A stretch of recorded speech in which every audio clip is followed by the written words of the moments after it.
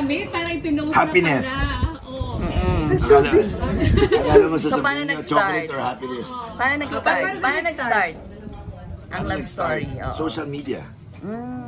How? Paano? How? I sent her messages. Hindi, because, di ba sabi mo, di ba tinay mo before mag-triathlon din? So, Oh, that was way before. I do sports kasi Yes, I race for triathlon. So, parang natuwa doon siya sa mga videos ko kasi I vlog on YouTube about swimming, biking, running, and I rides. remember one of your rides was held here in Batangas. Ano, BRC? Papunta Monte Maria. Batangas Racing. Batangas Racing Circuit in Rosario. So, parang one time nag-race ako doon. That's right. So, we have a auto racetrack here in Batangas, in Rosario. Oh, It's and called then, Batangas Racing Circuit. And then I saw her biking around a racetrack. So And I then- got curious. I'm You the got head attracted. of tourism for the province. You get attracted.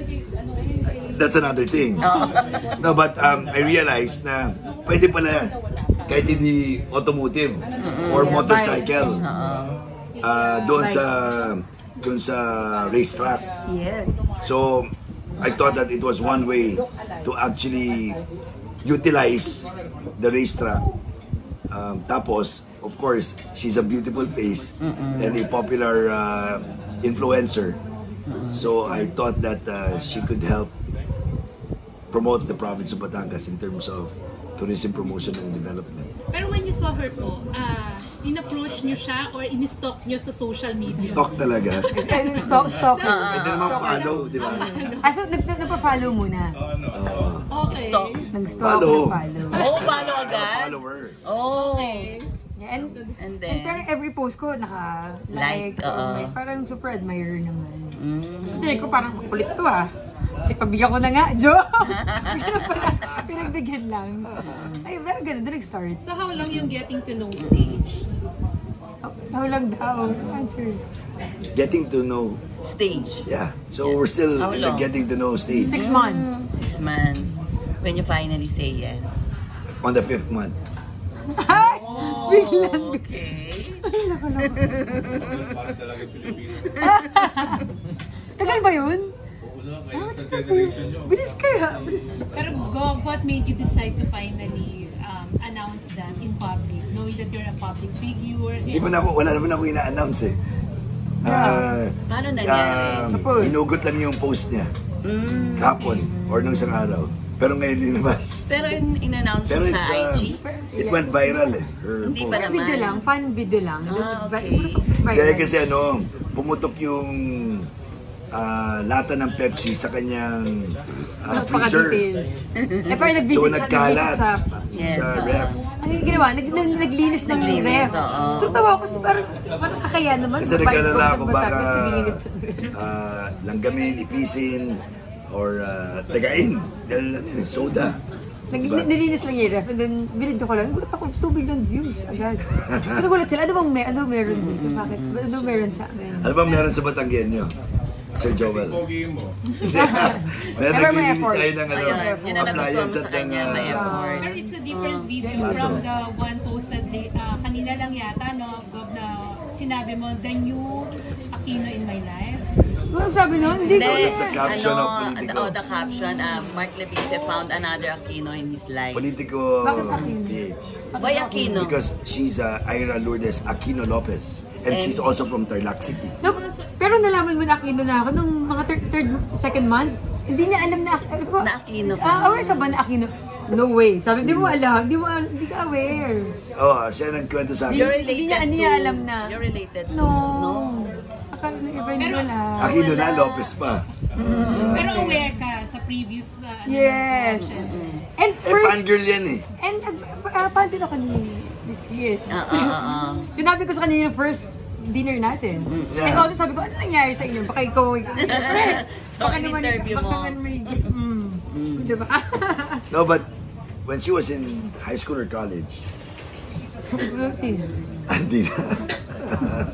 She's a fangirl. Kasi fan. Follower and admirer of Chris. Kaya sabi ko, ano ba nangyari? Kasi diba, baka naman. And may nakita akong article na naging crush mo din before si dati niyang James, yeah. Ay, yes, PBA fan kasi ako ever since my yes, family. Tapos like kami go-watch ng live sa Araneta, ganyan. So, pero now, we're friends kasi nag-bike na rin si James yan. So, nakakasama na rin namin. There was even a time that Small world kasama lang. kami tatlo. Oo, di ba? Yes, Parang tayo. may ikot dun eh. Kami Small tatlo. world.